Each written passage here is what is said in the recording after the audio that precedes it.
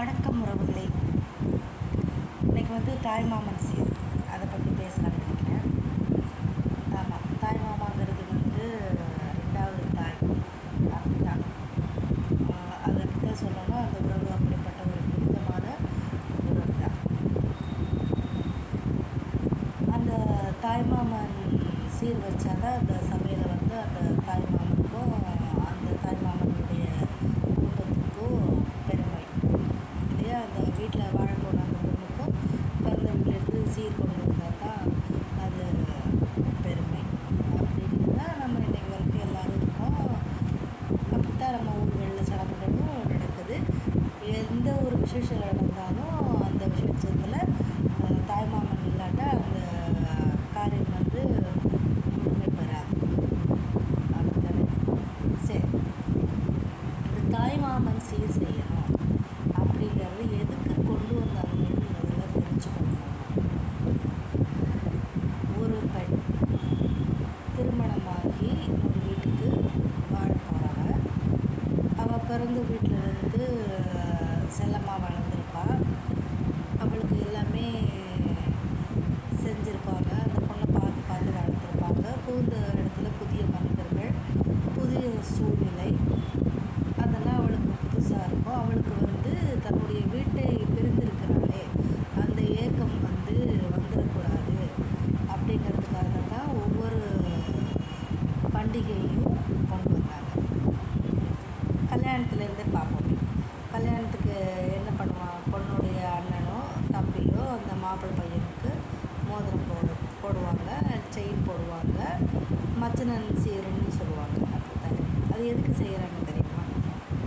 என்னுடைய அக்காவையோ தங்கையோ இது வரைக்கும் நாங்கள் இந்த பொண்ணை போல் வளர்த்துருக்கோம், சரியா? அந்த பெண்ணை உங்களிடத்துல நாங்கள் ஒப்படைக்கிறோம். நான் எப்படி என் தங்கையோ அக்காவையோ பார்த்துக்கிட்டேனோ அதே மாதிரி நீங்களும் அவளை பார்த்துக்கோங்க அப்படின்னு சொல்லாமல் சொல்கிறது தான் அந்த மச்சனன் சீருன்ற அந்த முறை. அதுக்கப்புறம் கல்யாணம் ஆகிடுச்சு, குழந்தை பிறந்தாச்சு, எல்லாம் பண்ணாங்க. ஃபஸ்ட்டு என்ன பண்ணுவாங்க, குழந்தைக்கு மொட்டை அடிப்பாங்க. மொட்டை அடிக்கும் போது என்ன பண்ணுவாங்க, தாய்மாமன் மடியில் வச்சு தான் மொட்டை அடிப்பாங்க. அது ஏன் அப்படி பண்ணுறாங்க தெரியுமா? அந்த தாயினிடத்தில் என்ன ஒரு ஃபீலிங் அந்த குழந்தை கிடைக்குமோ அது அந்த தாய்மாமன்கிட்டையும். ஏன்னா அந்த ஒரு அண்ணனாகட்டும் தம்பி ஆகட்டும் அவனுக்கு தான் தன்னுடைய சகோதரி மேலே முழுமையான பாசம் இருக்கும். ஒரே ஜீன்ஸ், அதனால அந்த உணர்வு இருக்கும். உன்னுடைய அம்மாவை எப்படி நாங்கள்லாம் வளர்த்தோமோ அதே மாதிரி உன்னையும் நாங்கள் நல்லா பார்த்துக்குவோம், நீ இந்த பூமியில் நல்லா வாழணும் அப்படின்னு சொல்கிறதுக்காக தான் தாய்மாமன் மடியில் உட்காந்து மொட்டை அடிக்கிறாங்க. அதுக்கப்புறம் இந்த பெண் குழந்தையாகட்டும் காது குத்துவாங்க, எல்லாம் பண்ணுவாங்க. பெண் குழந்தை வயதுக்கு வருது. வயதுக்கு வந்தோடனே யார்கிட்டையுமே சொல்ல மாட்டாங்க. ஃபஸ்ட்டு யாருக்கு சொல்லி விடுவாங்க? தாய்மாமனுக்கு தான் சொல்லி விடுவாங்க. அப்படித்தானே? அந்த பொண்ணை ஏஜ் அட்டன் பண்ணிட்டான்னு சொல்லி பக்கத்து வீட்டுக்கு கூட ஃபஸ்ட்டு சொல்ல மாட்டாங்க. தாய்மாமனுக்கு தான் சொல்லுவாங்க. ஏன்னு சொன்னால் அந்த வம்சம் விருத்தி ஆகுது இல்லையா? விருத்தி ஆகும்போது அதில் ஒரு பொறுப்பான ஆள் இருக்கணும். அந்த காலத்தில் என்ன பண்ணுவாங்க, இன்றைக்குள்ள மாதிரி பெண்களுடைய நிலைமை இருக்காது, சரி? அவங்க வீட்டுக்குள்ளே தான் இருப்பாங்க. வேறு அந்நிய ஆண்களை அவங்கள பார்த்து பழக்கப்பட்டிருக்க மாட்டாங்க. அப்போ அந்த பெண்ணுடைய சகோதரன் தான் போயிட்டு அந்த பொண்ணுக்கு புடவை கொடுத்து அதுக்கு என்னெல்லாம் சடங்கு செய்யணுமோ தட்டு வாங்கி கொடுக்கறது, சாப்பாடு பண்ணி கொடுக்கறது, இதெல்லாம் செஞ்சாங்க. அப்புறம் கல்யாணம் ஆகும்போதும் இந்த தாய்மாமன் தான் அந்த பொண்ணுக்கு முதல்ல புடவை வாங்கி கொடுப்பாங்க. திருமணத்துக்குள்ளே புடவை வாங்கி கொடுப்பாங்க. அந்த பெண்ணை கல்யாணம் பண்ணி மாப்பிள்ளை வீட்டாருக்கு கொண்டு போய் விட்டு அவனை மறு வீடு கொண்டு போய் விடுறதாகட்டும், இது எல்லாமே செய்யக்கூடியது அந்த தாய்மாமனுக்கு கூடிய அந்த உறவு தான், சரியா? இப்படிப்பட்ட முக்கியத்துவம் வாய்ந்த அந்த உறவு இன்னைக்கு பகட்டாக போயிடுச்சு அப்படின்னு தான் நான் சொல்லுவேன்.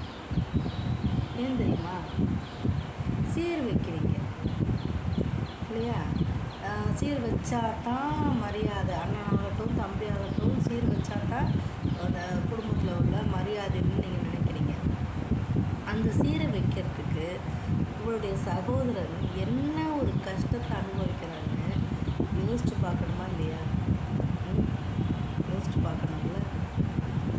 பக்கத்து வீட்டுக்கான அவன் அக்கா மகளுக்கு காது குத்துறதுக்கு அவளுக்கு அவள் அக்காவுக்கு 10 பவுன் நகை போட்டான்னா இவளுக்கும் அவன் 10 பவுன் நகை போடணும். அவனுக்கு அந்த 10 பவுன் நகை போடுறதுக்கு வசதி இருக்குது, அவன் போடுறான். இவனுக்கு இருக்கணும்ல. இவனை நம்பி ஒரு குடும்பம் இருக்குல்ல. அவனுக்கு கல்யாணம் ஆகிருக்கு, குழந்தைகள் இருக்குது, அந்த குழந்தைகளை பார்க்கணும், மனைவி பார்க்கணும், வீட்டு வருமானத்தை பார்க்கணும், எல்லாமே பார்க்கணும் இல்லையா? பார்த்துட்டு தான் அவன் உங்களுக்கும் அவன் சீர் செய்யணும். அவங்க 10 பவுன் போட்டாங்க, நீயும் 10 பவுன் போடு அப்படின்னா என்ன அர்த்தங்க இது? அவனை பற்றி யோசித்து பார்க்குறீங்களா நீங்கள்? மாட்டீங்க. கடனை வாங்கியாவது செஞ்சிடணும். இந்த அம்மாக்கள்லாம், பெண்ணுடைய அம்மாக்கள்லாம் சொல்கிறீங்க, நம்ம கௌரவம் குறைச்சல்டா, அவங்க பொண்ணுக்கு 10 பவுன் போட்டால் நீயும் உன் தங்கச்சிக்கு போட்டுடா 10 பவுன், இல்லைடா கௌரவம் குறைச்சல்டா, ஊருக்குள்ளே அப்படி பேசுவாங்க இப்படி பேசுவாங்க அப்படின்னு சொல்லி பயமுறுத்தி அந்த பையனை கடனாளியாக ஃபஸ்ட்டு ஆக்குறீங்க. இன்றைக்கி அந்த உறவுகள் கெட்டு போகிறதுக்கு காரணமே இந்த கடன் வாங்கி சீர் செய்கிறது கூட நம்ம நினச்சிக்கலாம். அதுக்கப்புறம் சடங்கு வைக்கிறீங்க. சடங்கு வச்சா என்ன அது, தட்டு தட்டாக சீதனம் அது இது எல்லாம் போயிட்டே இருக்குது. அதுக்கும் இந்த தாய்மாமன் தான் உழைக்க வேண்டியிருக்கு. அதுக்கும் அவன் கடனாளியாக தான் ஆகிறான். இப்படி தாய்மாமன் சீர் செஞ்சு அவன் கடைசியில் கடனாளியாகவே ஆகிறான். அந்த விசேஷங்கள், அந்த சீர்முறைகள் இதெல்லாம் சந்தோஷத்துக்காக அந்த காலத்தில் ஏற்படுத்தினாங்க. இன்றைக்கி அந்த சீர் செய்கிற முறையே இந்த மாதிரி கடன் வாங்கி பண்ணுறது, நம்ம கௌரவத்தை நிலைநாட்டுறதுக்காக பண்ணுறது அப்படின்னு வரும்போது இந்த உறவுகள் சுமையாகிறது. உங்கள் அண்ணனோ தம்பியோ சரி, உங்களுக்கு என்ன பாடுபட்டாலும் சீர் செய்யணும்னு நினைக்கிறீங்க. பதிலுக்கு நீங்கள் திரும்பி அவங்க குடும்பத்துக்கு நீங்கள் என்ன செய்கிறீங்க? அவன் உங்கள் பொண்ணுக்கு 10 பவுன் சங்கிலி போட்டு சடங்கு பண்ணியிருப்பான். அவனுக்கு ஒரு பொண்ணு இருக்கும். அந்த பொண்ணும் வயசுக்கு வரும். நீங்கள் போய் 3 பவுனோ ஏதோ போடுறீங்க. சரி, அவங்களுக்கு அந்த நேரத்தில் அதுதான் முடியும். விலைவாசி ஏறி போச்சு, தங்கம் ஒவ்வொரு ரேட்லேயும் போயிட்டுருக்கு. அதெல்லாம் நம்ம நினைக்கிறதில்ல. சரியா? அவன் 10 பவுன் போட்டான், நான் 3 பவுன் போட்டேன். இதான் என்னால் முடியும். நீங்கள் போட்டுங்க, ரைட், உங்களுடைய பொருளாதார சூழ்நிலை அது அன்றைக்கி அப்படி தான் பண்ண முடியும். இதனால என்ன ஆகுது தெரியுமா? உங்களுடைய அண்ணனோ தம்பியோ அவங்களுடைய மனைவி சொல்லுவாங்க, நீ அன்னைக்கு உடனே வாங்கி உங்கள் அக்கா பொண்ணு 10 பவுன் போட்டியே, இன்றைக்கி உங்கள் அக்காக்காரி என்ன 3 பவுன் போட்டுட்டு போகிறா, என்ன மட்டும் அன்றைக்கி அந்த பேச்சு பேசினால அவள் இன்றைக்கி இவன் மட்டும் இப்படி போட்டு போகிறா, இன்றைக்கி நான் வாயை குத்தின்னு இருக்கியா நீ? எங்கே போச்சு நாக்கெல்லாம் அப்படி அடங்கி போச்சா உனக்கும் உங்கள் அம்மாவுக்கும் அப்படிங்கிற அந்த பேச்சு வரும். அதுக்கு இந்த அக்காவுக்கு தங்கை என்ன சொல்லுவாங்க, அவன் ஆம்பளை, அவன் போடுவான், நான் பொம்பளை, என்னால் என்ன செய்ய முடியும் அப்படின்னு கேட்குறேன். ஆண் பெண் என்பது உறவுக்கு இல்லை மக்களே, எல்லாமே மனுஷ உறவுகள் தான். சரியா? எனவே என்ன செய்யுங்க, இந்த உரிமை ஆணாகட்டும் பெண்ணாகட்டும் அவங்களுடைய தாய்மாமன் முறை அத்தை முறை நம்ம செய்யணும். அது ஒரு சந்தோஷத்தை தருகிறது இல்லையா?